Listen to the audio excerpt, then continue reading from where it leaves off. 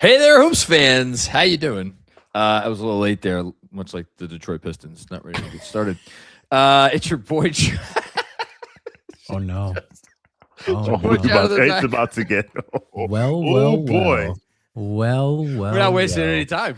Nope. We're not wasting. And actually, they don't even have much smoke from me today. It's your boy Jonathan Macker with you for another episode of NBA Takedown. I'm here with two fellows who clearly are in, or they're ready to discuss a weekend full of playoff basketball. Sean's nodding. Hi. I always have introduced Jeff first. Let me introduce Sean first. Hi, Sean. How are you? I'm good. Happy. Well, today's April 20th. You know. So happy April 20th to all who celebrate. I think as we discussed a few weeks ago, John, I believe that St. Patrick's Day is amateur hour for drinking, and I believe that 420 is now become amateur hour. I agree with you that Cinco de Mayo is also like prime amateur hour. In Espanol. Yes. But I love Cinco de Mayo. I hate. I don't disagree with that take. I hate that take though. I agree with it. I just hate it. Finish your point, and then I have a counter take to that. Cinco de Mayo is the reason why I kind of agree with you now. It's like, oh, I like to order from this Mexican place, but I can't today because everybody needs to have tacos and burritos and a margarita. That's fine. I hear you. My only question about 420, because our kids are about the same age. What age are you expecting your son to know what 420 has to do with, and how will you respond? If we're still in the suburbs, probably in a year and a half. Shit. Don't tell me that. I'm not. Well, actually, you know something? Where you live has nothing to do with it. It's just because different kids get introduced. All I'm saying is this: the discussion about what the meaning behind 420. Shut up. I don't think you and I will be broaching the conversation. I think our respective children will be, because they will learn it from somewhere else. Yeah, I don't know. It's never been a thing with me and my wife. Not that there's anything wrong, to each their own, but I don't know. It'll be interesting. Jeff, hello, sir. How are you? What's going on, man? I'm good. It's playoff time is here. Busy time is here. So I'm interested. Like this was a interesting weekend of game. Yeah, this was not good. A good weekend. Good was pushing it. Good was pushing it. Like I have a lot of takes about what happened this past weekend, but yeah, man. I will say Cinco de Mayo, I don't think it's as amateur hour as St. Patrick's Day. I think it is in the context where if you have a spot, like a Mexican spot that you get food from, and it's like a cool like hole in the wall or something like that, it's definitely going to get flooded. They're going to take full advantage of the day and put out all types of deals. But I will say some of the best parties I've been to that themed parties around drinking have been on Cinco de Mayo. So it's way more cultured for a fake holiday that it doesn't really have too many cultural roots, but it's cultured in the sense that sophisticated, I think, is the better word I would use. It's way more sophisticated than St. Patrick's Day, which is Green Santa Con to me. Yes, that's a great way to put it. It's Green Santa Con. That's great. That's a good job by you, Jeff. I always like Cinco de Mayo because to me it felt like the real kickoff to summer as opposed to Memorial Day, and like you could hit certain like good, ideally outdoor Mexican spots if it was like a warm day and you knew you were going to get a party that lasted for a while. Enough about that. We do have basketball to discuss. And we're going to we have some questions, some jumping off points. Can I issue a gripe before we start talking about actual basketball? Absolutely. I was not inundated. I was confronted on social media with a combination of praise for San Antonio's crowd color scheming that they did, giving out the T-shirts to match the Spurs uniforms, and then shame if you are part of a fan base that doesn't put T-shirts over their clothes to mimic the color thing that they're going for. I'm sorry, as a proud New Yorker, where people have fucking style and don't get all of their outfits from, I'm not gonna insult any chain, but like, who care what they look like when they go out of the house every day? If y'all in some city where people don't give a fuck and are like that, you don't deserve praise for that. Like, it's not an accomplishment that it's like these people are, oh, of course I'll put a t-shirt over what, like, people who come to MSG dress for the occasion. If that's not the case elsewhere, why do I have to feel bad about that / praise that? I just needed to get that out of the way. Yeah, I agree with that. Here's a couple of things. There's certain cities that aren't doing it. LA ain't doing it. Nope. New York ain't doing it. Shoot, I don't even think Brooklyn does it. Well, they would have to make the playoffs to. I mean, that also. But I'm just saying, on a normal Philly day, does it. I don't think Philly definitely doesn't do it. Miami does the white, but like people wear white in Miami anyway because it's fucking hot. Right, but here's the thing: they show up wearing white. Yes, exactly. It's not a t-shirt. If they don't wear the shirt, they show up wearing white. Like so that's like a cheat code. Yo, come through all white party at whatever we're calling our arena this year, right? Yeah. And that's like Miami. That's like Miami. That's quintessentially Miami. Even if they're wearing the shirts, you're wearing white. They're probably wearing something white under it. So I mean, I think it's cool if you have that college town mentality. It's different. It's great diversity for the league and the fans. You go to different fan bases and they get involved. But I'm not gonna shame. My take is I shame folks that will go to the games not wearing gear. Yes. Especially the celebs. Like, we had to bully the celebs into wearing Knicks gear on the sidelines, in front court side. It doesn't need to be. It don't need to be decked out, but not decked out. Like, you don't got to be a mascot, but it's like, bro, at least wear the color scheme. At least wear something. Like, you wear a t-shirt all the time. You can't wear a hat, a t-shirt. You can't wear blue sneakers. You can't wear orange, something that pops out. And we cheat with the navy blue and the black and all of that. Like, we have neutral colors that you can wear. I will say it, there's a lot of cool basketball related gear that you could wear that does look like high fashion. Oh, so, especially with the Knicks. Shout out to one of the folks or one of the sponsors of the event that we did last week, New York or Nowhere. Like, they put out great stuff. Right. You have that. You have Kip, and like in LA, like they'll come out there with jerseys. Like, folks will come out like that. That's my thing. It's like, yo, unless you like, and I get it, especially in New York, I gotta go to work. And then I'm going straight to work to the game. I may not be trying to change. I'm not trying to bring a whole bag, but some people do it. So I can understand that. Some people do it, but I can understand certain situations. But bro, if you're paying for the rich seats, support the team. Like, wear something. We know y'all not going to be there until 8 minutes into the third after halftime. Y'all going to be socializing in the back and getting the good food and the drinks. Like, we know that, but just wear the gear. Shout out to Ben Stiller. I funnel all my rich people complaints to Ben Stiller. They're like, yo, tell your rich friends to wear some Knicks clothes, man. There needs to be a celebrity team captain. Like, maybe Ben Stiller is. If there was anybody, it's Ben. It's Ben. Although Tracy, you want to talk about decked out? Captain. Like, you don't have to tell Tracy anything. I think that's how he dresses regularly. Yes. Like, no lie. Like, Tracy dresses like that regularly. It's like, yo, Jack is the Lakers. So whatever Jack wears, it's like, bro, you see Jack at the Lakers game, that's what it is. He don't gotta wear nothing because he's Jack. Like, but there's certain exceptions, you know.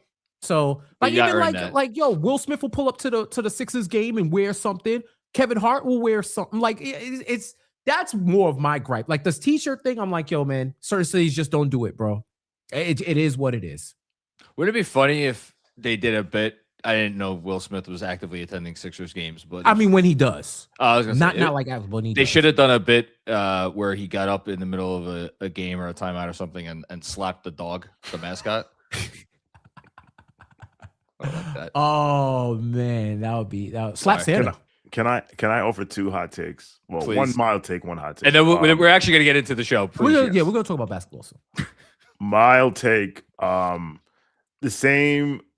Some of these rich people, and actually some people who aren't rich, go to the Garden and get a fit off. Like, absolutely get a fit off. And especially there's certain people, and you know who they are. Certain people that you're like, oh, you are trying to be seen, but that's fine. I actually always like the whiteout that Miami does. I do too. And I wish there was something. I wouldn't be against all of us Knicks fans wearing a same color, but I don't know what that color would be to make it cool. The magic of the clip of the Garden after the LJ3, the part of the 4-point play, it was like it is the diversity of the fact nobody's wearing. I think that actually would have been a less great moment if everybody was wearing the same shit. That was perfect as it was. I clearly I'm in the minority here, but I stand by it. I think the happy medium is bring the towels. Like they do have the towels back, and let's towel wave. Let's towel wave or something like maybe different color towels because they always do the white towels. Maybe different color towels. I have a little orange towels. They could have been a little bit more creative with the slogan. Was it always New York? Always Knicks. Always Knicks. Sorry, always Knicks. That's fine. I'm telling you, man. One check. You will have a slogan from me. It don't even gotta be crazy. One check. Your companies. One check. And you will have something that at least people will say, "Oh, better than always Knicks," or it's clever. Mm-hmm. It's like what? Oh God, we will definitely get to basketball. I'm trying to think of the Yes Sirs last year was like obviously hokey, but it's Indiana. But it's I get it. Town. I get it. It's like I'm like, that's corny, but Yes Sirs. Give me something. Give me something worth the check that you spent. Oh, it's like when people hire consultants to drop 5 figures on what are we gonna name this tournament, and they say, "Yo, you know what? NBA in-season tournament. Thank you. Please direct deposit every 2 weeks." What? Yo, what? Or it's like, I was about to say something crazy. I gotta protect the. Listen, the in-season tournament thing was a we knew placeholder why. for corporate. We knew, we knew. We said that in But general. to your point, someone got to check for it's that. like the IST, baby. I like the IST. I'm trying to think. I used to have. I get it confused with the example. contraceptive. That set Shawn off the screen. Everybody watching on Twitter, remember you can follow us over on NBA Takedown YouTube channel and also wherever you get your pods. All right, we got 3 questions that we're doing today. We're gonna start off with should we start off positive or start off negative? We'll start off with some positive energy. Question number 1 that we're starting to show off. How many teams that lost game 1 will come back and win the series? So I'm going to give you guys both second to formulate your answers, and we're going to go in a line, Jeff, then me, then Shawn, and we are going to say what our answer is. Your answer could be 0. The teams that lost game 1 will win the series. Could be 1, could be 2. And I'm curious how much we line up. Jeff, are you ready? I think I am. Okay. Shawn, are you ready? I'm ready. Okay. I am ready as well. Jeff, how many teams that lost game 1 will go on to win their respective series? I'm going to say 2. I was debating between 2 answers. 2 was not one of my answers. I am going to go with. There's my head and my heart. It's go 1 in a possible. If we talk in spades talk, if we're talking in spades parlance, I'm going to give 1 in a no, because you're going to guess which one it is. There's too many caveats for me to go to say that's 0. You're over. Whatever. I'm saying 2. I'm standing on 2. Okay. I'm going to go with 1. Shawn? 1. Okay. I'm shocked that I'm actually thought Shawn was going to say 0. Jeff, what are your 2? Pistons Magic and Rockets Lakers. Pistons Magic and Rockets Lakers. My 1 is Pistons Magic. Shawn, what is your 1? You know what? I have 2. What are your 2? So I'm going to be 1. Odd duck. You must you must really think I hate the Detroit Pistons. Yes, I do. I think I don't hate them. They're just not hate, but you. I'm not scared of them. Which apparently it's apparently in the Knicks film school NBA takedown community, it is uncouth If you dare say I'm not afraid of teams, it was like you were required by law to be afraid of one team and fear a team. But anyway, We don't I know will the say meaning two. of couth here, but continue. So the one the one I had is Detroit. Okay. And the other, and I picked them in the beginning of the series, so I'm not wavering. Okay. Is Minnesota. Okay. All right. That was the other one. I'm so. Do you want to change your answer to 3, No. Jeff? Oh, well, I picked can. Nuggets in 7 because I thought that Jokic in the game 7 wasn't going to lose a game 7 at home again. I also picked Nuggets in so 7. that's why it's like, but that I'll say this, that one, oh God, I would feel more strongly about Shawn's second pick than my second pick because I think Rockets Lakers, it just comes down to who the hell is going to play. Now it comes down to who's going to play. Because if Kevin Durant is gone, if his knee don't heal up, the Lakers got them. But if he does, it's a different series. And then if Luka comes back, it's a different series again. So that's why I said that Rockets would be like my possible because it's just contingent on health throughout the rest of the series. But I think Piston Magic is like the chalk pick. Let's save Pistons Magic because I almost went with 0. So I want to save that for last. Stick with Lakers Rockets for a second. Now, what? No, I was just I can't wait to get to that. I can't wait to get to that discussion. Let's go in order. So, full disclosure for everybody, as will surprise nobody, I was only keeping an eye on Lakers Rockets out of the corner of my eye because I was doing the post game show. I was able to focus. I think we got done at like hour and 45 minutes, so I was able to watch like the fourth quarter. Neither of those teams showered themselves in glory with that 2.5 hours of basketball. My thing is this: coming into game 1 with the prospect of Luka maybe coming back after 3 games, after 4 games, I was like, if they get game 1, then I feel great about my Lakers in 7th pick, which was my pick before the series started. They got game 1. And by the way, with how the Rockets looked, I'm not even 100% that the Lakers can't get another game off of them. It's going to sound crazy. Even if Kevin Durant comes back, I was that unimpressed with the Rockets. So that's kind of where I'm at and why I feel very comfortable that the Lakers are going to win that series because Luka may be back after 3 games. Yeah, it looked like the Lakers were playing postseason basketball and the Rockets were playing November basketball, non-NBA Cup November basketball. It just looked like they didn't know they need a point guard. They didn't know how to facilitate. They weren't moving around. My shot, your shot. It just looked disjointed. And I think you see the heavy reliance they have on Kevin Durant to just be Kevin Durant and bail them out of a lot of those nasty offensive sets. And Luke Cornett gonna go off like that consistently. We're talking a whole different series, and his emergence could be even more vital for the Lakers as they look to move forward. But Luke Kennard. Did I say Cornett? You said Cornett. I said Cornett. I was like, were we talking about Spurs? I mean, two very good players. I mean, very, very good. If Luke gets a 3-point shot, we're having a whole other conversation. Don't forget, he started with the Knicks shooting threes. Oh yeah, once a Nick, always a Nick. Luke Cornett. That's why he's all about. But Luke Phil Kennard. Jackson, shout out. Kennard. No, but like Luke Kennard. God forbid Durant misses another game in this series. Who's the better coach? Shawn, who's the better coach team between the Lakers and the Rockets? Oh God. I appreciate it. I don't know if you heard it. On the Simmons Low pod, they did a direct Ime Tibbs comp going through how many minutes certain Rockets played this year. Never wrong, just early.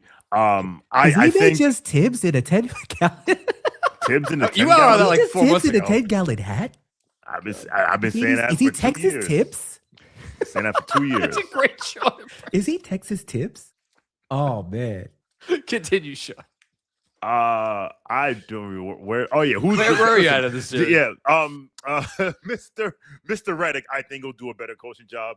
I think Mr. Redick is more tactical, and I think he's a better, as I said the other day, 90% of 80% of being an NBA coach is managing people, and I think JJ is a better manager of people than Ime, who just tells it, I says in post game press conferences, I'm just tired of his shit. And if he just stopped doing that shit, we'd be better and we'd win games. So, I think they're better coached. Ironically, I picked. So it's funny thing you said that Paging you picked Doc Rivers for the Rockets job. First of all, I forgot that the Lakers were the 4. I mixed up the Lakers and Houston as in the seedings. So I thought Houston. So I picked Lakers in 6, not 7, because I was like, I don't know if they're gonna have to. Oh, okay, I got you. But then again, because you said you picked. Someone said they picked.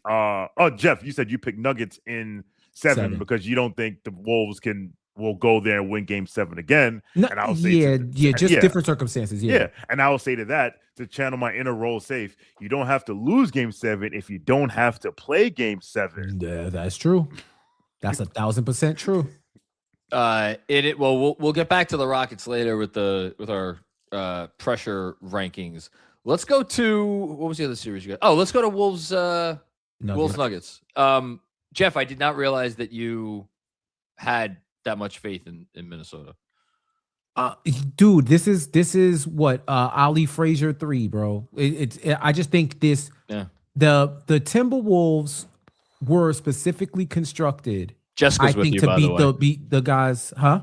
Jessica's with you. Denver could lose that anyway. Yeah. Including me. I mean, first of all, I've been consistent on how I feel about the Nuggets the entire year.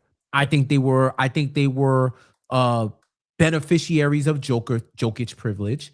I think that they were slightly overrated throughout the course of the season, given the fact that their defense has been in the toilet. They've just been able to out-talent people on the offensive. And then, hey, maybe they can make that run.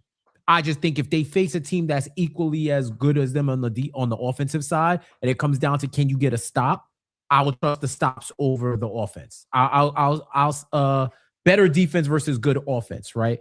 Now, teams that are built to beat you have a better chance to beat you in a series than teams that aren't. That sounds like no shit Sherlock, right? It definitely sounds like no shit Sherlock logic. But what I'm saying is they've been here before. They've been back-to-back conference finalists. They have the experience. They have the personnel. Now, you're flipping Cat for Julius in terms of their bigs that are going to be on Jokic. Like Rudy's on Jokic now. You're not going to get the additional size on Jokic, which is why I think those little on the margins changes in the matchup is what favors the Nuggets. And who knows, maybe Aaron Gordon needs Shaman Clarkson to sprinkle a little bit of magic on his hamstring and whatnot so that it don't pop for the rest of the series. And if that happens, then, they have a large tactical advantage. But I'm not going to count the Timberwolves out because they've been here before. So if I could see Game 7, anything can happen. And it's just one game. They've lost games before. They had to come back in the series last time they played the Nuggets, right or wrong. They had to come back. They did. Weren't they down 3-1? I think they won game. I think they're down 3-2. 3-2? They're down 3-2. Yeah. Right. So they've been in these situations. They're battle tested. So, that's why I wouldn't sleep on them in terms of a possible comeback. I was a little, the only thing that would worry me if I was a Wolves fan is like Denver came out and they were a little shook. Like they were really outplayed in the first quarter and the Wolves had the bit. I'm not saying like after that first quarter, if you're Minnesota, you like have to win the game, but you did get the first quarter you needed and you weren't able to capitalize it, which is the only thing I would worry about. Right. Shawn, what did you say? You're taking Minnesota in that series? So I had Wolves in 6, but I honestly needed. There was also predicated on them winning Game 1. I don't think they're going to be able to win 4 of the next 5, which means they'll probably have to be Wolves in 7 again. But I try to. I don't want to oversimplify, but I also believe that whoever has the best player in the series usually wins. Like usually, it's very rare that you have the best player in the series who is the best, like not the best player in the series coming in, but like the person who plays the best in the series and they lose the series. And Anthony Edwards can outplay Nikola Jokic. As crazy as it sounds, it's possible. But again, them being down 1, them having to win 4 of the next 6 is hard enough. obviously they got to win game 2, or else it's not looking good. But I still think they can win. So I'm not gonna move off my spot because I picked the Wolves to win the series at the beginning, and I'm not moving. Okay. I look. I respect it. I think Denver in 7. Okay, ready to do the Orlando Detroit discussion? Yes. Before we do that, just real quickly about the Lakers. Actually, no. You know what? We can get to that in the next segment. Well, yeah. Well, yeah. Okay. So Detroit, Orlando. I want to believe that Orlando could win this series, and there's a part of me that does, because I think they are just like the Knicks were a bad matchup for the Pistons in the regular season. Big emphasis on in the regular season. Mm-hmm.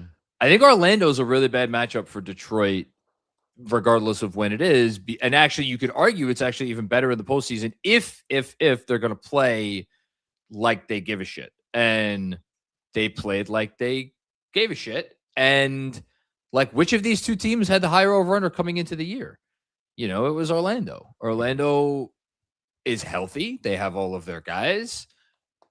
Why? Maybe this is the way to phrase it. Jeff, why can the Magic not win this series? Well, first off, shout out to all the teams that hate each other getting game 1 victories. Secondly, that's good. If you know, you know. If whatever was cooking in that locker room is back on the grill, I think that's a one clear path to them losing the series. I don't know what the hell. We've heard tons of stories. Jamal Mosley, like, first of all, I'm tipping my imaginary cap to the Magic. They went from, yo, we need to go on vacation ASAP. We about to blow this up. These 2 play-in games are just for informational purposes only. Like, we are here for attendance, and then we are leaving right after the teacher takes attendance. They went from that to stealing game 1 on the road against the Pistons. So shout out to them for that. I think if either taking injury and all of that out of uncontrollables out, I think on the Magic's end, for what they can control, if they stop playing like a team, like you said, if they don't care anymore, or there's some type of friction or whatever was going on in the locker room rears its ugly head, I think that's one. And then the second thing is, if they fail to make adjustments, which I think dooms a lot of teams in the playoffs. If they fail to make the adjustments, or they don't have the personnel to make the adjustments to whatever Bickerstaff and his squad are going to come back with in game 2, then I could see there being a swift course correct. So if you go by the gentleman, and it was a good rant. As someone who has had a good rant every now and then, this was a good rant from Locked On Pistons. The only adjustment is the same adjustment, again, according to some folks, he should have made in the playoff series against the Knicks last year, which is stop taking Asar Thompson off the court. Just play Asar Thompson, 30, 35 minutes, as opposed to 25 minutes total, 9 minutes in the second half. Like, the fact that Bickerstaff did that in game 1, I don't think he views playing Asar Thompson more as the adjustment. He views taking him off the court as the adjustment, because in his mind, clearly, guy's a top 3 defensive player of the year candidate. Like, in his mind, by putting him on the court more, he is further marginalizing in offense. That, what did they score in game 1? They scored 101 points. 101. Mm-hmm. And that was with Cade Cunningham going absolutely freaking bonkers for 16 points in the fourth quarter, which is, again, another reason why I'm like, why can't Orlando win the series? Cade Cunningham was like the best player in the league in the fourth quarter, and it didn't matter towards the outcome. So Shawn, what do you got for me here? Because we all said the Pistons are still going to win. Yes. And I don't even know why it's more about Orlando, but what do you think? So really quickly, Asar Thompson was a -5 in the game. He was a -6 in his minutes not in the game. So it was basically a wash. I picked Detroit to win this series because, and the reasoning I gave was, Detroit does all the things Orlando does. They're just better at it. So they're both physical teams. They both bring defensive intensity. Detroit, quote unquote, but Detroit Detroit knows their roles, and everyone plays their role, and everyone does their job. Everyone is does what they're supposed to do. Whereas if Orlando, obviously when you have like a guy like Paolo who's like forgets that he's 6'10", 250 sometimes, and so I'm not, again, I spoke about this last week, the signal and the noise. 4 days ago, we all had sent Orlando to Cancun for the summer. I'm not gonna let one game switch it up. Shout out to the dude. I meant to share this in the chat. Shout out to the Pistons content creator that said that it is now a disadvantage for the 1 seed to not know who their opponent is but not making excuses. Not making excuses. And I'm like, dog, like that. I feel badly for that gentleman.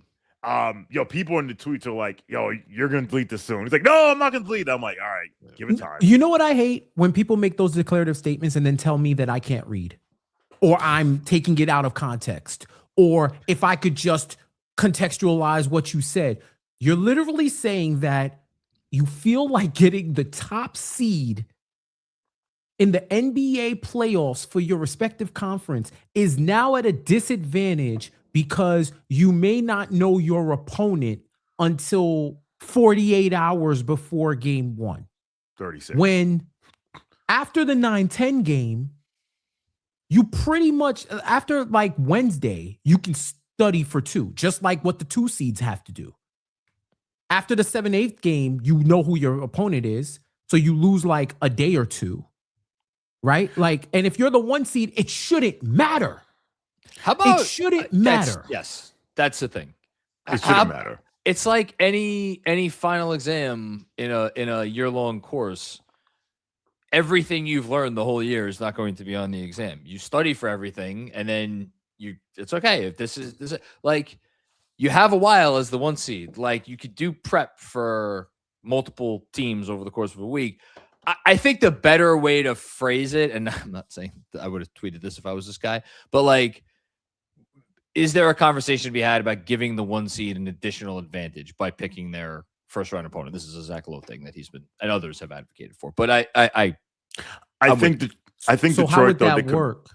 You would after the play-ins are over, you'd probably have to move the play-in like up a day, like. I don't know how it would work. Yeah, because you're still going to be at a timing disadvantage. So what is it? At 7 and 8, you pick who you want out of 7 and 8, and then the 8 has to play the winner of 9 out and of the 2 teams that that ultimately emerge from the play-in tournament, the 1 seed gets to pick which of those 2 teams they want to play. Like Detroit, so then you still got to study for 4 teams. You still got to study. You still for would 4 have to study. teams. Yes, exactly. I think we've given this topic entirely too much oxygen because that dude is just a whiner. And for years, it was always the 8 seed, the winner of the 8-9 game, who's the 8 seed, had 36. They'd win Friday at 10, and they'd have the game Sunday at 1, and then they'd go and get destroyed by 32 points. It's like, oh, that sucks. Oh, you're the 8 seed. Anyway, the Thunder were at a real disadvantage by not being able to prepare. So the Celtics for the Saints, man. Spurs the Celtics had more time. That's what life is hard. The Celtics had more time. Because the Celtics knew who they were playing on Tuesday night. So, but what? Wednesday night. But whatever. When it comes down to, I think Detroit thought they could sleepwalk through game 1 because again, Detroit probably like the rest of the NBA was watching the match just get crucified on social media for 4 days, and they're like, yo, and reading stories that Jamal Mosley's done no matter what happens, and they're like, all right, we ain't got to play, but. What I'll say, and I've said this all year, and people called me haters, and people muted me on spaces. I said, I don't think a team that relies on one guy to do everything could consistently win 2 playoff rounds. Can surely win 2 playoff rounds. And to the point, K scored 40, and they got out, and the Magic still got them out the paint. Do I think that Detroit will lose this series? No. But now, it's to borrow a wrestling term, the Magic will soften up Detroit for their next opponent, and in terms of showing a bit of a blueprint, and be like, all right, look, We're gonna like similar to what happened to. Oh, give me 1 minute here. Shout out to the most dangerous 9th seed in the history of the NBA, the Charlotte Hornets. We haven't talked since they got eliminated. That's right. Shout out to them. But you know what happened? And to bring everything full circle with the Magic started out tough and physical out the gate. Charlotte missed some threes, and then it was like, we don't know what to do. Yeah. And then, Bill Simmons' rideshare buddy, Concanipple, couldn't hit a damn thing. And they're just like, oh, wow, well, you're not hitting threes. You're not doing anything else. To the point where he got benched at crunch time. So I say that all to say, I'm not going to, as much as I dislike both teams. I dislike Orlando more, but I think Detroit will still win the series, but it ain't gonna be. I thought they were gonna beat the shit out of them because, like I said, I think they just do everything that the Magic do well that Detroit does better. But now this might be a 6-game series. I would say 7, and the last thing I would say regarding Orlando and Detroit, which team has more? Say playoffs are about this, playoffs are about that. One thing the playoffs sometimes are about is how many weak spots do you have on the floor on offense, how many weak spots do you have on the floor on defense. And I think it is pretty incontrovertible that Orlando has more, quote unquote, two-way guys. Like they have a lot of shot makers, guys who can make tough shots. Now, do they always make those tough shots? See Paolo Banchero? No. But like they have guys that can put pressure on a defense in different ways that also defend. The whole Asar Thompson thing is steeped in the fact that like the Pistons don't have a lot of two-way players, not two-way, like the Dennis Jenkins two-way type, but like, guys who play both ends of the floor at a high level. Now they've managed to like out physical, out tough, out whatever their way past that problem all year long, but it's the playoffs and you can't always do that in the playoffs. So I don't know. Do you know who the Pistons remind me of the 2013 Nuggets. Except that their best that was the after Melo Gallinari Nuggets. Yeah, Ty Lawson, point guard, yada yada. They won like 53 games, and then they lost in round 1. But they ran into Steph Curry. But we didn't know that was that. But first of all, that was not the fully realized version of the Warriors because they were coached by Mark Jackson, who's running ISOs for Klay Thompson. Shout out to him. But they would have won. They would have won all those championships if they had kept Mark Jackson's coach. But I digress. But I bring that in the sense that like they had their point guard, and that team had more two-way players. Like that team had Andre Iguodala, which this team does not have. This Pistons team does not have. But that team, point guard, led the way. And granted, Cade is better than Ty Lawson, but that shit works in the regular season. That try-hard shit works very good in the regular season. But in the playoffs, when everyone knows your moves and says, all right, we're going to make you play left-handed, or we're going to make you play off-handed because we are inclusive here at NBA Takedown. If we're going to make you play off-handed and take away what you like to do, now what? Listen, it might be as simple as like Jalen Duren, the guy who's going to make either second or third team All-NBA, needs to outplay Wendell Carter Jr. Might just be that simple. Minus 21. Listen, they got that look, man. I saw Franz Wagner guarding Cade, and a light bulb went off in my head. I was like, wow. This is what it looks like when you say put a bigger wing on your point guard, huh? From the outside looking in, I was like, damn, he's taller and like the same size as Cade, and he can move. Dude, they were doing some crazy stuff like Suggs was guarding Ronald Holland Jr. They were playing like a mix of zone and mid. Like it was fascinating. It was like Detroit, look in the mirror, tell me what you see. You see the blue and you see the Disney Pistons. They're doing the same thing that you're doing, but here's the difference. Paolo is playing like Paolo is supposed to be playing in the first half. Franz, sure. And Franz was like, they have two people who can score and get their own shot. I will say, like, there were some big threes that the Magic hit. They only hit 2 threes in the fourth quarter, but both of them felt huge in the moment. I want to say momentum killers. I want to say one was Suggs, one was De Silva. But like, listen, I that series to me. Well, let's actually move on. Let's move on to pressure rankings, unless there's anything else you guys want to say about any other series. Well, we're going to keep talking about the series, obviously. Yeah, we can move on. But who has the most pressure on them going in? Well, we're gonna do let's do 1 to 8. We're gonna figure this out. Yeah. So let's start with number 1. Who has the most? What team of the 16 teams are eligible for this? Mm-hmm. So out of the 16 playoff teams, and we're factoring in like who's expected to do well, like general weight of like this postseason. What is the single team that has the most pressure on them heading into game 2? I mean, for me, it has to be Detroit.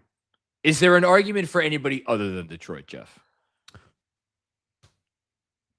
I will shill for the Knicks for Clicks industrial complex. I'll shill for them and say the Knicks just because of the expectations that was placed on them by their owner, blah, blah. And people are going to continue to bring this up regardless of what happens, right? Some of them are on this show. Listen, the man came on the radio and said what he said. Yeah, I mean, but we be talking sometimes. We be talking. Yes. So, but I Team understand when money talks, you got to listen, right? So, I will say, outside of that, but here's the difference: the Knicks won game 1. The Knicks won game 1, and my guy Onyeka Okongwu is gotta inflame me. Quinn Snyder is going to import Compound V into Madison Square Garden. Bro, he's going to have to. Onyeka got to play. He's going to try to play. I think he's going to. If he don't play that, I would be worried if I was a Hawks fan or a Hawks supporter. I would be worried if he sits out because that's a young dude and he want to play. I'd be worried for him. Of course. I think there is him first.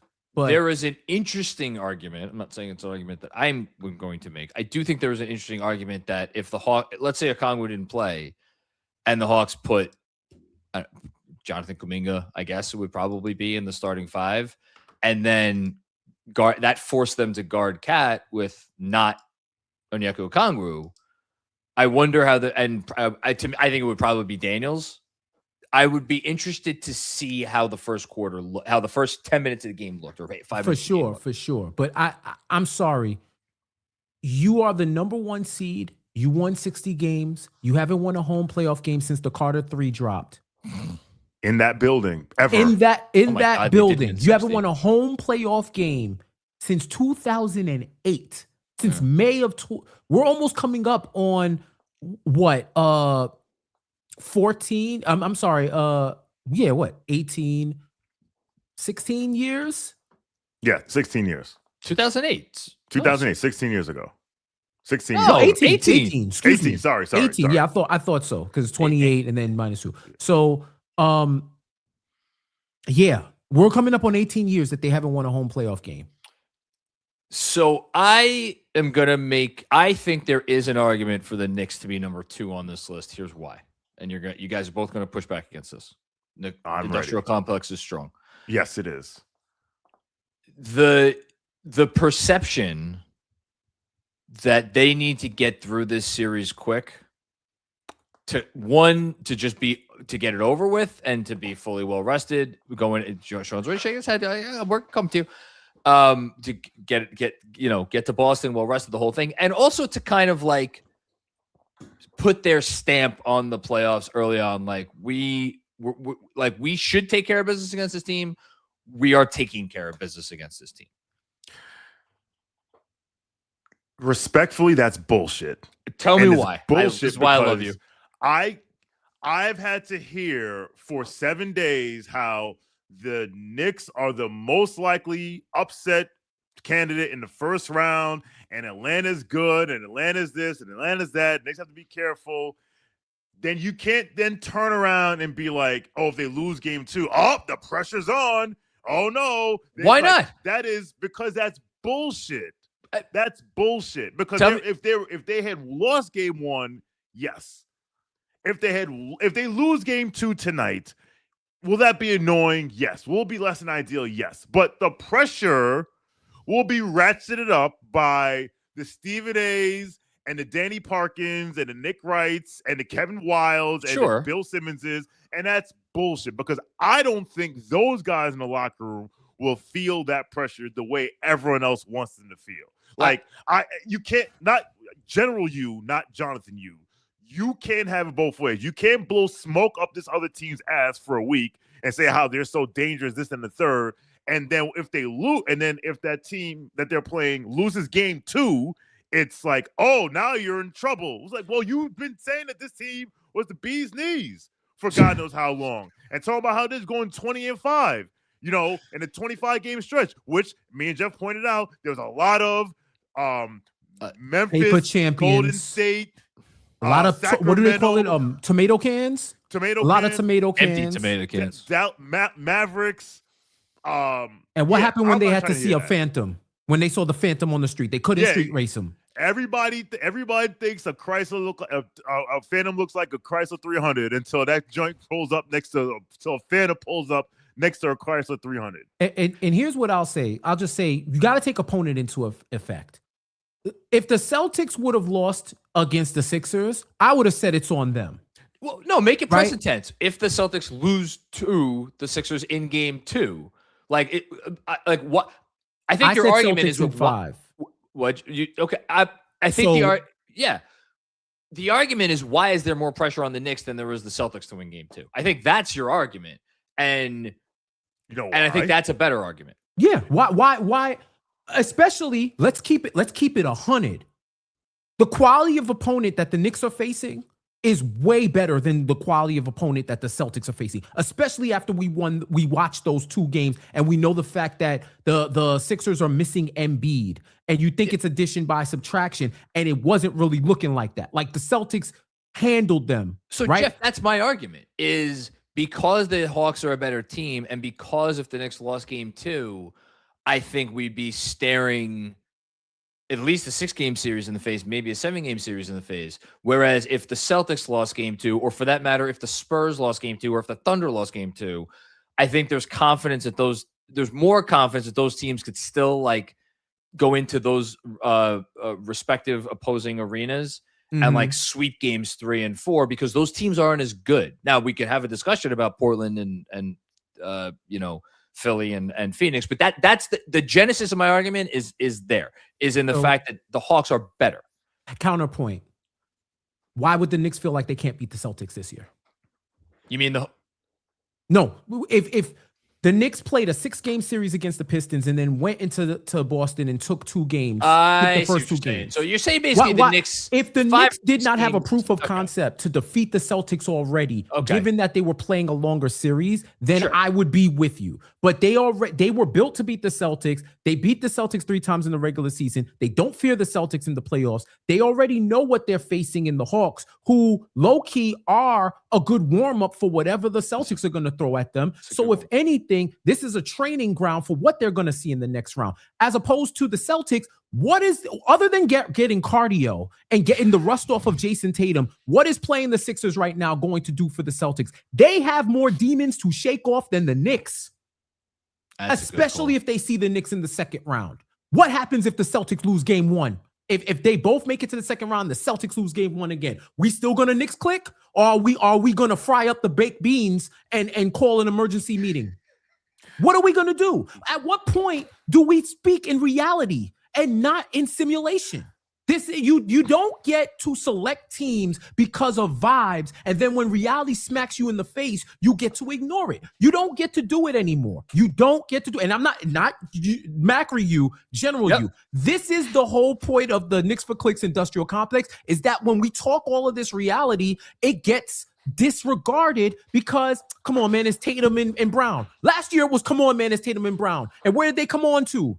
They come on to the whatever terminal in I don't even know the Boston airport. Is it? It's not O'Hare. It's Logan, right? Whatever the terminal is that takes you to the Caribbean in Logan. That's what the come on was. Like, come on, dog. Come on. That's why I can have confidence to say that the Nuggets and Wolves, nothing would surprise me because we've seen both teams beat the other. So at this point, fear is not a requirement. It's not an option. You just got to go out there and hoop on the court. But this notion that the Celtics don't have any pressure, they're the ones that are the champions. They've won 18, right? Is it 18 or is it 19? 18. It's 18. I've lost count, right? Don't Pre give and that post pressure. civil rights. They've won so many titles. They're Civil the rights. ones with the pedigree. They're the ones that are supposed to be the reclamation story. They are the ones that should not be letting the Knicks own them in the playoffs. When do we talk about that pressure?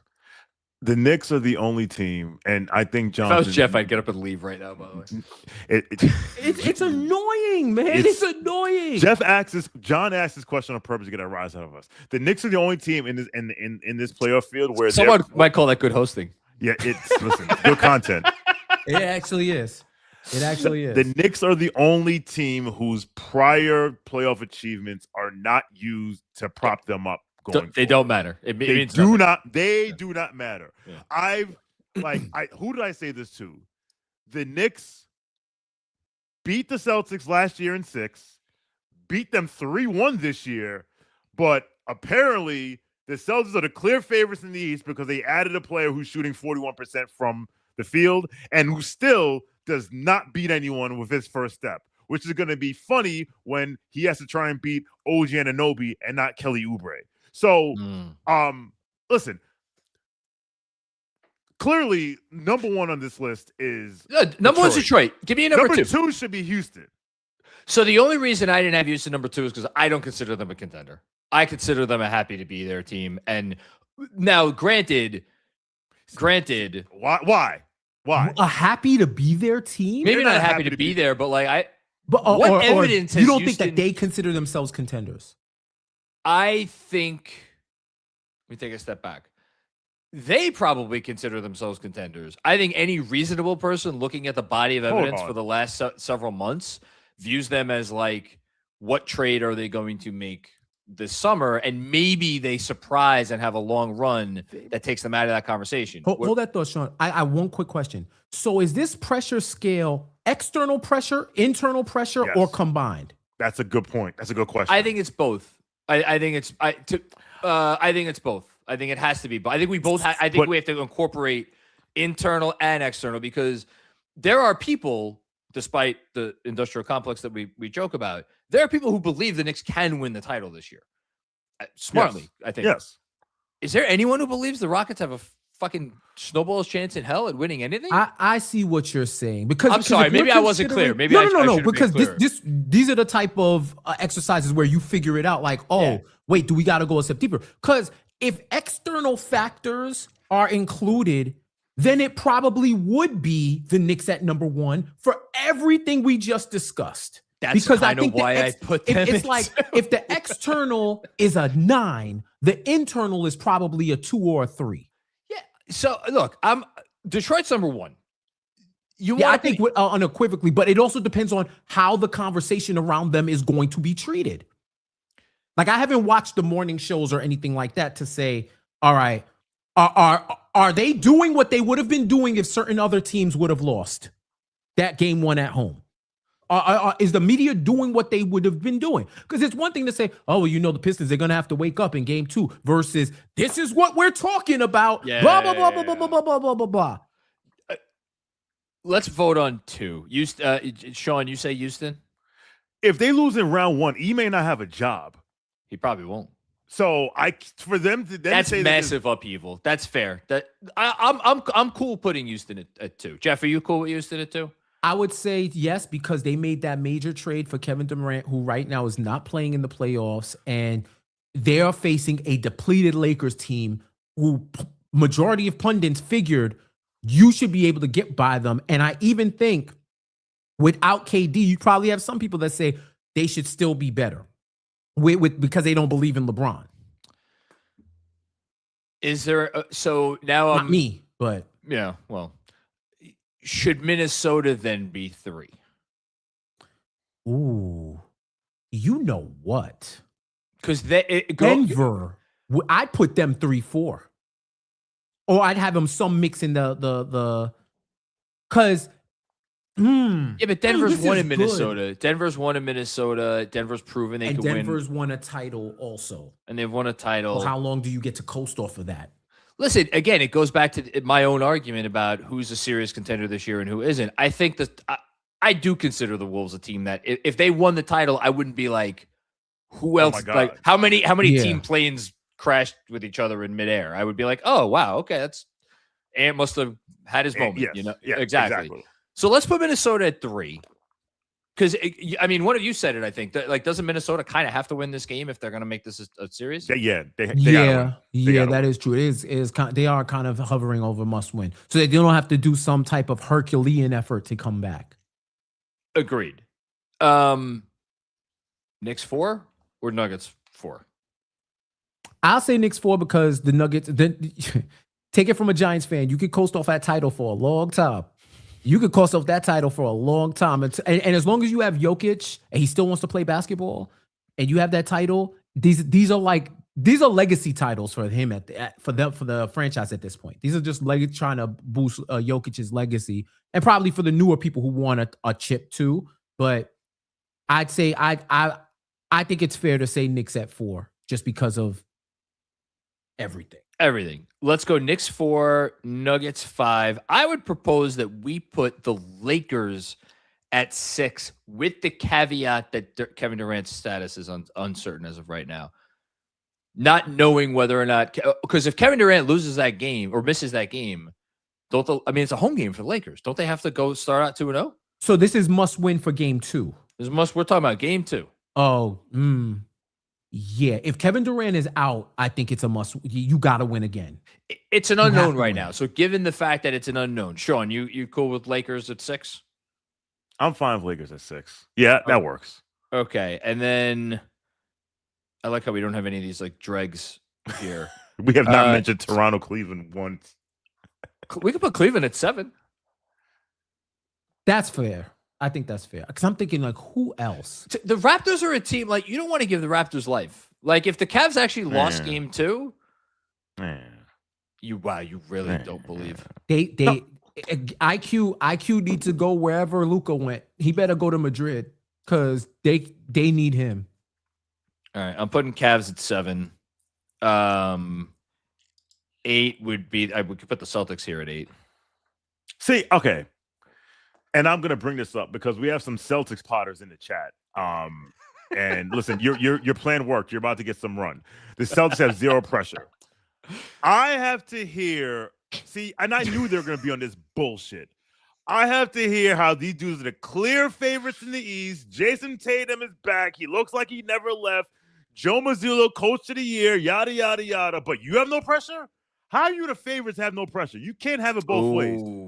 On the break pod, I bet you already have Celtics had a gap year in your drafts right now when the Knicks beat the Celtics again. I bet you that's already in your draft. Well, this is a gap year. This didn't matter. I bet you. I want to hear this bullshit. I got to hear about Banner 18 and 1973 and you'll never have one of these. But now they have no pressure. Get the fuck out of here. Yeah, Jason's calling it. Jason called it as I was gonna call it. Oh, put that back up. Yo, listen, you went back to school. You went back to school. You had the gap year. You were doing the internship. You decided to sign up for the semester and get those credits. It's no more gap year. This goes on your official transcript now. All right. No more gap year. Celtics at 8. We probably should put them a little higher. That's fine. Let's you split hairs. I feel like something right now. The way the Sixers look on the break pod. I'm gonna say this. It is 2024. You have won Banner 18. You've won a championship. What if I told you will be eliminated in 2 consecutive years by the New York Knickerbockers? You'd say I'd be foolish and I deserve ice cream smashed in my face. And that is the reality that is staring you in the face. Ice cubes or ice cream? Ice cream. Oh, okay. That is the reality that's potentially staring you in the face. And I don't want to hear anything about a gap year. Okay. Because if it was truly a gap year, you was like, Jason, have a seat. We'll bring you back next year. But we can't have the Knicks win anything. All right, guy, come back. Shoot 29% from 3. We don't care. We'll pay you $60 million to just grab rebounds and play defense. Yeah, that's a good allocation of our funds. You had your Wheaties today. Celtics are at 8. I'm putting the Spurs at 9. The Thunder at 10. Wait, whoa. Why are the Spurs at 9? That's another team people been blowing smoke up their ass for 3 months. Like, do you want to put them? Tell me where to adjust. Detroit 1, Houston 2, Minnesota 3, New York 4, Nuggets 5, Lakers 6, Cavs 7, Celtics 8, Spurs 9, OKC 10. You want to change any of those around? I want to I understand why we have the Lakers are where they are, because it's like they should win this game. But if they lose this series, it's like, all right, well, to your point about Houston, no one really thinks that the Lakers going to win the title. Well, it's too many Lakers sycophants and things like that. It's too many caveats because of the injuries. It's like it's a wild card. So yeah, but now we're getting into Boston territory. Like there's always pressure on the Lakers, just like there's always some pressure on the Celtics. Hey, so what? Yeah, no one told y'all to run around thumping your chest every chance you get. Rings. Let me take a step back. It's that and the fact that the Lakers currently have LeBron James on their team, and he's despite the fact that he's our age, is still a very good basketball player. They will not have LeBron James on their basketball, barring something crazy, probably not have him on their basketball team next year. So it's like a little bit of like a last run type of thing. Like like they have if they should look at this series against Tom Thibodeau and the $10 hat as an opportunity. Especially now that they got game 1, which is why I think they deserve to be 6th in these rankings. I think opportunity and pressure are not necessarily synonyms. Like, because you can have an opportunity, but it could be pressureless opportunity. Yeah, like in the grand scheme. And whereas I think if the Lakers see Kevin Durant is out again for game 2, I think they have a ton of pressure to win that freaking game and at home.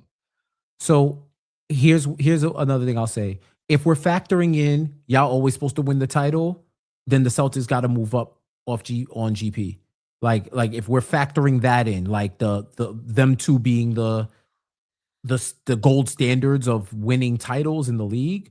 But then it I don't know. Like the Spurs, it's like even if they lose in round 1, they're gonna be like, oh, Wemby's young. He's not even at his. Well, that's why I have him at 9. You know what I'm saying? Like I get it. Would you put too many people have been talking about this team?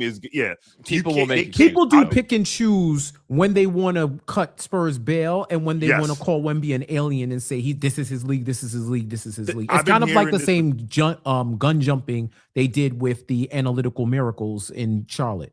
Yeah, you know what I mean. So like abacuses all around the world fell at half mast. Or I guess when you slide the discs, they slid them into the middle. The scariest knife seed of all time. The Abacus went at half mast and whatever. The TI-83s got hit with an EMP and failed to work. Can you find AA batteries in time to pick the Hornets to win the playoff game? The best team that nobody wants to play in the playoffs that never actually made the playoffs. They should put that on a bet or something. I was about to say, raise it in a batter. Okay. Shawn, do you want to move the Celtics up? Tell me where to put them. Or honestly, if they're not ninth, who's ninth? No, I have Lakers 6, Cavs 7, Celtics 8, Spurs 9. It seems like those are the 4 that you have qualms with. Say that again. I'm gonna write this down. After the Nuggets at 5, which we all agreed upon, Lakers at 6, Cavs at 7, Celtics at 8, Spurs at 9, and then I have OKC at 10. And then after that, it's a bunch of teams that don't have pressure on them because they're not supposed to win. And I don't even think we need to go past this in the rankings for Portland, Phoenix, who else? Orlando, Philly. And they literally have no pressure. And Toronto. They literally have no pressure. While you write that down, Shawn, I will say, if I'm thinking of my own personal pressure scale, it might low-key fall in line with the way we already have it lined out. Because quietly, this is a win or blow it up year for the Cavs, even though they already got Harden. It's gotta be. To me, there's an argument that the Cavs should be. That's the one thing that I'm like looking at the Cavs at 7. If they ever lost this, the only reason the Cavs are only at 7 as opposed to not 3 or 4 or 5 is because the 3 of us here collectively, along with most of the NBA community, does not take the Raptors seriously. And we know if the Cavs lost this game too, we all think that they would be capable of going into Toronto. My pushback on that is like, we are respectfully to us probably not giving the Raptors enough credit. Like, they're good in their building. They can get out and run. Talk about teams that have not proven dick over the last few years. Yeah, it's the Cavs actually, you know what? I've just talked myself in it. Let's move the Cavs up to like 6th. I was gonna say even 5. and push the Who's Nuggets and 4 Lakers again? both down. The Minnesota? Knicks. Oh, Knicks are 4. Houston's 2. Yeah, Detroit, You know, Houston, Minnesota, New York. Detroit, Houston, Minnesota. Okay, there we go. Yo, damn. See, okay. You just made me realize something. What? Cleveland has plot armor. Cleveland has plot armor. I didn't think so, but they have slight plot armor. Like they still have to be kept alive somehow. So we're gonna power scale however we need to make sure they can get through the various arcs. Because here, every year I gotta hear Jalen Brunson is not worthy of trust because he's short, and Donovan Mitchell is right there, and James Harden is his teammate. Yeah. That's why. Well, hold on. In fairness, James Harden has always come through in the playoffs, so he gets which. I was like, hold on. Yo, let me fix my earpiece. I thought I heard something crazy. Hail Hydra. Yeah, I listen. So if this is a how your game 2 performance affects how we look at you to win the title, yeah, rankings, that's part of it. That's absolutely then part of it. Cleveland needs to be higher because again, someone said in the chat they've never made it past round 2 and they are way over the second apron, right? I think Cleveland should be a little higher. You want to put Cleveland at 5 and push the Nuggets and Lakers down? I'm fine with that. Yes. Okay.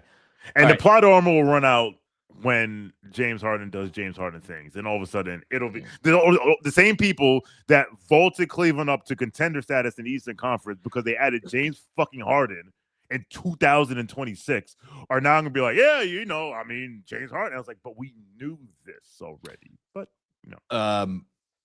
I'm guessing Cleveland will be having their Magic jerseys on for game 2, the Cavs. Okay, here's our rankings. We're only doing 10. Detroit 1, Houston 2, Minnesota 3, Knicks 4, Cavs 5. And honestly, flip the Knicks and the Cavs. It doesn't even matter. 4 or 5 in some order. Right.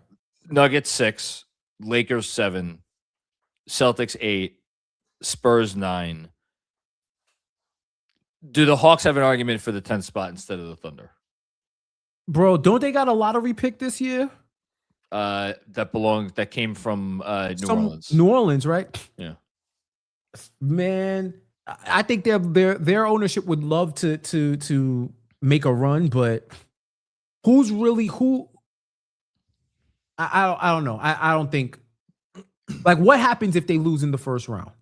Like, what realistically happens to the team? The organization needs to ask themselves how real the last couple months were, as opposed to if they push the Knicks to 6 or 7 games, ownership could be like, we got something here. Let's like. That's true, but they still have enough assets and young players that they can still be all right for next year. It's not that there's like bad pressure. It's more like we got to figure this out. Or potentially this first round series should tell us something. Like, for instance, you mentioned the lottery pick. Maybe there's a world where a certain outcome in this first round emboldens them to move that lottery pick along with like one of their players for like another star or something.